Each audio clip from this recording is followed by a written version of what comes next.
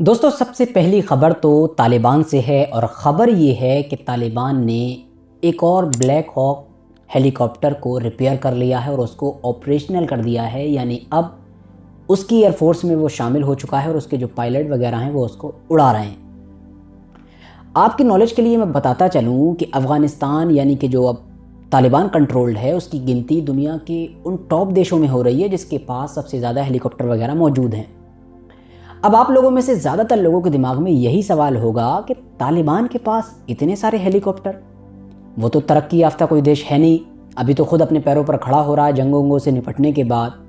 और हम तो देखते हैं कि दुनिया के ऐसे बहुत सारे देश हैं जो ताकतवर हैं दूसरे सारे डिपार्टमेंट में, यानी कोई मिसाइल्स के ज़रिए से ताकतवर हो चुका है तो कोई नेवी के ज़रिए से, मगर उसके बावजूद भी उनकी जो एयरफोर्स होती है वो कमज़ोर होती है।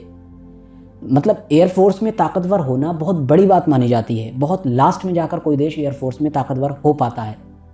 लेकिन तालिबान का मैटर देखो कि इसके पास तो बहुत सारे हेलीकॉप्टर वगैरह नज़र आते हैं, इस तरह की चीज़ें, तो क्यों? इसका जवाब है तालिबान और अफ़गानिस्तान का इतिहास। हम सभी जानते हैं कि पिछले कई सालों से, या ये कहिए कि पिछले कई दशकों से तालिबान, अफ़गानिस्तान ये सब एक वॉर का हिस्सा रहे हैं। कभी रशिया की फ़ौज इनके अंदर एंटर हो जाती थी तो कभी अमेरिका इनके अंदर एंटर हो जाता था। यही वजह है कि इनके पास आज ये जितने भी हेलीकॉप्टर या इस तरह की दूसरी चीज़ें उड़ने वाली मौजूद हैं मिलिट्री से जुड़ी हुई, ये सब अमेरिका और रशिया की ही हैं, क्योंकि वो जब भी गए तो इनको छोड़कर भागे।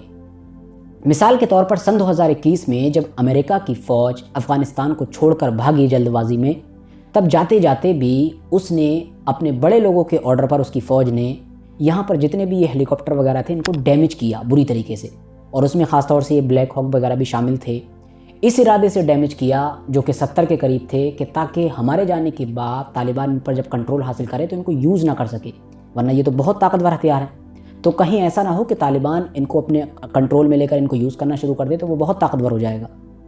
तो वो इसी इरादे से डैमेज करके चले गए, और दुनिया को भी यही लग रहा था कि ये तो सब डैमेज कर गए, तो गाड़ियाँ वगैरह और इस तरह की जो छोटे मोटे हथियार हैं फ़ौज के जो अमेरिका छोड़ कर गया है वो तो सब तालिबान के अंडर में आ गए और वो उसको यूज़ कर सकते हैं। लेकिन ये अब हेलीकॉप्टर वगैरह किसी काम के नहीं है, क्योंकि इसको तो ज़ाहिर है अमेरिका ने बहुत अच्छी तरीके से डैमेज किया होगा। लेकिन दूसरी तरफ तालिबान की इस पर गहरी नज़र थी।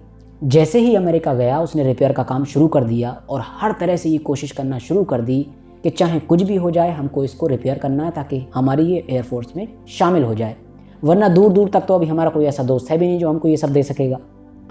नतीजा ये हुआ कि कुछ वक्त के बाद ही दुनिया उस वक्त हैरान होने लगी जब इस तरह की खबरें आना शुरू हुई कि एक और हेलीकॉप्टर रिपेयर हो गया, अब एक और हेलीकॉप्टर रिपेयर हो गया। हालांकि 2022 के आखिर में एक बार ये भी खबर आई थी कि ट्रेनिंग के दौरान ही, यानी रिपेयर वगैरह करके ट्रेनिंग करते होंगे, तब एक ब्लैक हॉक नाम का यही हेलीकॉप्टर क्रैश भी हो गया था अफगानिस्तान में। तो उस वक्त भी दुनिया में इसी बात को लेकर चर्चाएं हो रही थी कि इसका मतलब अफगानिस्तान बड़ी तेज़ी के साथ कोशिशें कर रहा है इन सबको रिपेयर करने की, जब क्रैश हो गया ट्रेनिंग के दौरान। तो फिलहाल बहुत सारे इनने रिपेयर किए भी, ब्लैक हॉक भी उसमें बहुत सारे रिपेयर कर चुका है ये। तो अब एक बार फिर से खबर आ रही है कि एक और इसने रिपेयर किया और उसको एयरफोर्स में शामिल कर लिया है।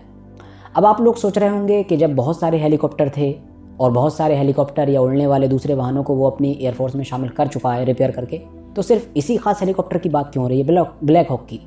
तो दोस्तों वजह ये है कि इसकी गिनती दुनिया के सबसे ताकतवर और एडवांस हेलीकॉप्टर्स में की जाती है। ये अमेरिका का है। चाहे बात लॉन्ग रेंज टारगेट की हो, एक बार फ्यूलिंग एक बार हो गई, उसके बाद चाहे लगातार सैकड़ों किलोमीटर तक उड़ान भरने की हो, या फिर रात में इस्तेमाल करने की हो, हर मामले में ये अलग है। रात में इसे बड़ी आसानी के साथ और बड़ी अच्छी तरह से इसका यूज़ किया जा सकता है, दूसरे हेलीकॉप्टर के मुकाबले में। यही वजह है कि जब पाकिस्तान के अंदर घुसकर अमेरिका ने लादेन को मारा था, यानी उसामा बिन लादेन को, तब इसी हेलीकॉप्टर का इस्तेमाल किया गया था। तो फिलहाल ये थी खबर, एक और उनके ज़ख़ीरे में ऐड हो गया है। इसके अलावा बात कर लें अब अगर इजराइल और फ़िलिस्तीन के इशू को लेकर, तो ख़बर रशिया से है कि 26 फरवरी के दिन रशिया की तरफ से जितने भी फ़िलिस्तीनी ग्रुप हैं, अब वो चाहे हमास हो या फ़तह ग्रुप हो, पैलेस्टीन अथॉरिटी वगैरह और इस्लामिक जिहाद हो, इन सबको इनवाइट किया गया है मॉस्को के अंदर। ये रशियन ऑफिशियल्स जो होंगे उनसे मुलाकात करेंगे, मीटिंग करेंगे उनके साथ, और मुमकिन है कि पुतिन के साथ भी इनकी मुलाकात हो। खुले तौर पर नहीं तो हो सकता सीक्रेट तौर पर हो, अंदर ही अंदर, मतलब मीडिया के सामने फ़ोटोज़ वगैरह ना आए, लेकिन हो सकता है कि ये लोग करें उससे मुलाकात, पुतिन से। अब इस मीटिंग का मकसद क्या है? मकसद यही है कि रशिया भी जानता है कि अमेरिका और इजराइल वगैरह ये इस वक्त अपने सबसे कमज़ोर पड़ाव पर हैं ऑलरेडी रशिया भी यूक्रेन वॉर में अब बड़ी तेज़ी के साथ बढ़त बना रहा है। तो हो सकता है कि रशिया इन सब को समझाने की कोशिश कर रहा है कि इस वक्त लोहा गर्म है, पूरी दुनिया में भी आपके फेवर में माहौल है। तो इस वक्त अभी तक सबसे ज़्यादा चांसेस बन चुके हैं कि 2 स्टेट सॉल्यूशन के तहत फ़िलिस्तीन एक आज़ाद देश बन सकता है, जिसकी अपनी फ़ौज हो, बॉर्डर हो, अपना एयरपोर्ट हो, पोर्ट हो, हर चीज़ हो। मतलब तो ऐसा देश वजूद में आ सकता है। इस वक्त सबसे ज़्यादा चांसेस बन चुके हैं, पिछले कई दशकों में इस तरह के नहीं बने हैं। तो बेहतर ये होगा कि आप लोग यूनिटी दिखाओ, आप लोग मुत्तहिद रहो। और हालांकि पुतिन भले ही इस चीज़ को समझाएंगे, लेकिन ये जो सारे ग्रुप हैं ये ऑलरेडी यूनिटी दिखा रहे हैं। आप लोग देखते होंगे पिछले कुछ दिनों से। हालांकि ये आपस में सब एक दूसरे के दुश्मन होते हैं, आइडियोलॉजिकली भी सब एक दूसरे से अलग हैं। कोई नॉन वायलेंस तरीके से अपनी मुहिम चलाना चाहता है फ़िलिस्तीन के लिए, तो कोई जो है हथियारों के इस्तेमाल करने का कायल है। तो सब अलग अलग आइडियोलॉजी रखते हैं, मगर फिर भी यूनिटी दिखा रहे हैं। ये देखा गया है शुरू से। और अब जो रशिया ने बुलाया है उसका भी मेन मकसद यही है कि वो यूनिटी को दिखाया जा सके कि ये सब लोग एक साथ हैं। क्योंकि इस तरह की बातें भी बीच में उठने लगी थी इजराइल और अमेरिका के सपोर्टर्स की तरफ से या इनकी तरफ से कि भाई हम 2 स्टेट सॉल्यूशन कर भी दें तो उसके बाद राज कौन करेगा, क्योंकि ये तो आपस में ही लड़ मर जाएंगे, फिर क्या होगा, बर्बाद हो जाएगा। इसलिए 2 स्टेट सॉल्यूशन ही ख़राब है। तो इसीलिए कोशिश ये की जा रही है कि पहले यूनिटी दिखाई जाए ताकि दूसरे लोगों को मौका ना मिल सके। इसके अलावा ख़बर ब्राज़ील से भी है। ब्राज़ील देश जो एक साउथ अमेरिकन देश है, उसने अपने रिश्ते अब इजराइल के साथ पूरी तरीके से ख़त्म कर दिए हैं। मतलब डिप्लोमेटिकली पूरा जो उनके रिलेशन है उसको कट कर दिया है। ज़्यादातर लोगों को पता ही होगा कि क्या माजरा हुआ है। उसके जो राष्ट्रपति हैं ब्राज़ील के, उन्होंने सबसे पहले ये कहा कि इजराइल जो फ़िलिस्तीन के अंदर जो कुछ भी हो रहा है ऐसा इतिहास में कभी नहीं हुआ है सिवाय वर्ल्ड वॉर 2 के। यानी वर्ल्ड वॉर 2 में जो हिटलर ने यहूदियों के साथ किया था, बिल्कुल उसी तरह का बर्ताव आज के दौर में इजराइल फ़िलिस्तीनियों के साथ कर रहा है या उससे बुरा कर रहा है। अब इस पूरे बयान में उन्होंने जो हॉलोकॉस्ट था उनका यहूदियों का, उसकी तुलना फ़िलिस्तीन में जो हो रहा है उससे तो की। साथ ही साथ एक तरीके से देखा जाए तो ये जो नेतन्याहू है इसकी तुलना भी हिटलर के साथ कर दी।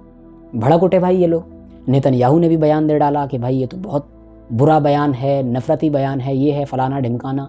इजराइल ने अपना बयान जारी करके कहा कि भाई ये जो इनका बयान है ये तो एंटीसेमिटिक है, यानी यहूदी विरोधी है। और साथ ही साथ हम अब जब तक ये अपना बयान वापस नहीं ले लेते हैं हम उनका स्वागत नहीं करेंगे। मतलब उनका हमारे देश में स्वागत नहीं होगा, मिडिल ईस्ट की इस कंट्री में उनका वेलकम नहीं किया जाएगा।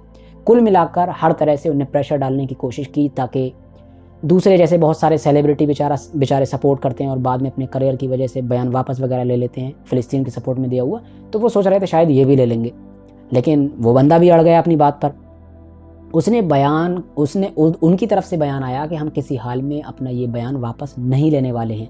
उल्टा जब इन लोगों ने ज़्यादा प्रेशर डाला तो उन्होंने क्या किया, वहाँ पर जो इजराइल का एम्बेसडर था ब्राज़ील में उसको बुलाया और उसकी लताड़ लगा दी। कुछ और जब प्रेशर बढ़ा तो खबर ये आई, जो अब ताज़ा खबर है, कि रिश्ते ही ख़त्म कर दिए। उसने कहा अगर ज़्यादा परेशान करोगे लो डिप्लोमेटिक टाइज हम तुम्हारे साथ समाप्त कर रहे हैं, एंड कर रहे हैं। तो अब ये ब्राज़ील जो है एक नया नाम जुड़ चुका है उन देशों की लिस्ट में जिनके साथ लगातार इजराइल ने अपने रिश्ते खो दिए हैं, अपने रिश्ते ख़राब कर लिए हैं 7 अक्टूबर के बाद शुरू हुई इस जंग की वजह से। तो कुल मिलाकर अगर देखा जाए तो ये पहली बार ऐसा हो रहा है कि किसी जंग की वजह से इजराइल को ग्लोबली इतना ज़्यादा नुकसान हुआ है। मतलब फेम वगैरह के मामले में भी, अपनी इमेज के मामले में भी, क्योंकि साउथ अफ्रीका, ब्राज़ील, इस तरह के देश के जो ना तो अरब हैं, ना मुस्लिम हैं, ना मिडिल ईस्ट में मौजूद हैं, हज़ारों किलोमीटर दूर इनकी लोकेशन है, उसके बावजूद भी इस तरह का एक्शन ले रहे हैं। तो सोच लो दुनिया की आम पब्लिक है उसका ओपिनियन क्या है और उसका नज़रिया क्या बन चुका है फ़िलिस्तीन को लेकर। बाकी ये भी सोचने वाली बात है उन देशों के लिए कि जो अरब हैं, मिडिल ईस्ट में मौजूद हैं और मुस्लिम देश हैं, कि वो कुछ नहीं कर रहे हैं, लेकिन दूसरी तरफ ब्राज़ील नाम का वो देश कि जो हज़ारों किलोमीटर दूर, 7 समुंदर दूर फ़िलिस्तीन से साउथ अमेरिका में मौजूद है, वो ये सब कुछ कर रहा है।